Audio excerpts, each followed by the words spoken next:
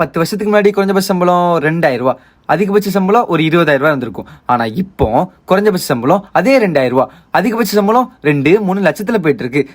நம்ம ஊர் 2 லட்ச ரூபா வாங்குறோன்னு ஏற்ற மாதிரி மாறிக்கிட்டு இருக்கு. சார், அந்த ஊரில் மொத்தம் எத்தனை பேர் சார் இருப்பாங்க சொல்லுங்கள்? 60-70 லட்சம் பேர் இருப்பாங்க. நான் சார் சென்சாஸ் கணக்காக சார் ஆள் கேட்குறேன். இந்த ஊரில் இருக்கிறது மொத்தம் 2 பேர். புரியல. ஒருத்தர் ஸ்பென்சர் பிளஸாக உள்ள உள்ளவன், இன்னொருத்தர் ஸ்பென்சர் பிளஸாக வெளியே உள்ளவன், சத்தியம் தேட்டருக்கு உள்ள உள்ளவன், சத்தியம் தேட்டருக்கு வெளியே உள்ளவன், ஏடிஎம் சென்டருக்கு உள்ள உள்ளவன், ஏடிஎம் சென்டருக்கு வெளியே உள்ளவன், வெளியே உள்ளவன் நம்மால். சார் கிரெடிட் கார்டு வாங்கிட்டீங்களா சார், டெபிட் கார்டு வாங்கிட்டீங்களா சார், ஹோம் லோன் வாங்கிட்டீங்களா சார், இதை தூக்கி அதில் போட்டிங்களா சார், அதை தூக்கி இதில் போட்டிங்களா sir. Sir sir sir sir sir பாவம் சார். நான் இதை பரவாயில்ல சார், 2 குரலை சொல்லி வாத்தியார் வேலை வாங்கி பழச்சிப்பேன். ஆனால் ஹிஸ்ட்ரி படித்தவனுங்க, சோசியாலஜி படித்தவனுங்க, ஜாகிரஃபி படித்தவனுங்க, சைக்காலஜி படித்தவனுங்க, பொலிட்டிக்கல் சயின்ஸ் படித்தவனுங்க, எக்கனாமிக்ஸ் படித்தவனுங்க செத்தானுங்க. பாவம், வாத்தியார் வேலை கூட கிடைக்காது சார். ரொம்ப கரெக்டு சார்.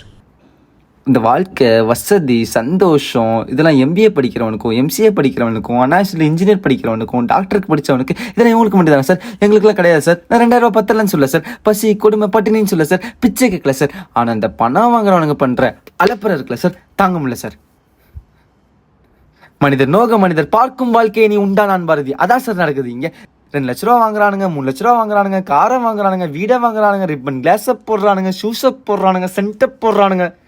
டிஸ்டர்ப் ஆகுமா ஆகாதா சார்? ஆகும் சார். ஆகும். Touch me hair if you dare, don't look at my face, unbutton air அப்படின்னு பொண்ணுங்க எழுதுனா, அதுவும் மார்பிள் எழுதிட்டு வந்தா, ரோட்டில் பாகமாக போகிற நம்ம பசங்களுக்கு தொடணும் தோணுமா தோணாதா சார்? தோணும் சார்.